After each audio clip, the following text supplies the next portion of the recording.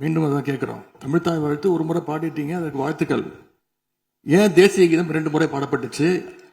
அப்போ ஆளுநர்கிட்ட நீங்க கோரிக்கை வச்சிருக்கனால நீங்க தேசிய கீதம் 2 முறை பாட பண்ணணும்னா நாங்க தமிழ்த்தாய் வாழ்த்து 2 முறை இல்லை 3 முறை நாங்க போடுவோம்னு சொல்லி அதை நீங்க செஞ்சு காட்டிருக்கணும்.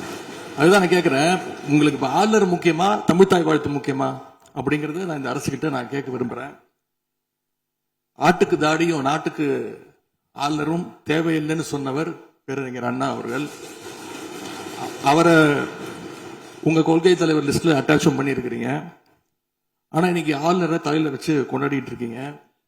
நான் கேட்க விரும்புது, நீங்க எல்லாம் சேர்ந்து மாண்புமிகு எதிர்கட்சி தலைவர்களுக்கு ஒன்று சொல்றேன். ஆளுநருக்குரிய மரியாதை மட்டும்தான் தரப்பட்டது. யாரையும் தலையில வைத்து கொண்டாட வேண்டிய அவசியம் இந்த அரசுக்கு இல்லை. இந்த அவையை பொறுத்த வரைக்கும் இந்த அவையை பொறுத்த வரைக்கும் இருங்க. இந்த அவையை பொறுத்த வரைக்கும்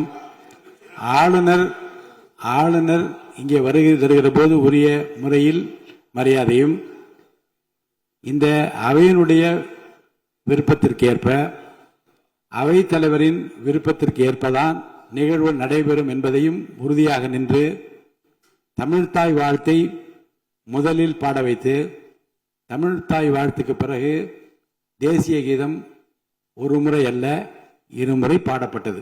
அதில் எந்த விதமான தவறும் கிடையாது. அதில் உள்நோக்கம் கற்பிப்பது தவறு என்று நான் கூறுகின்றேன்.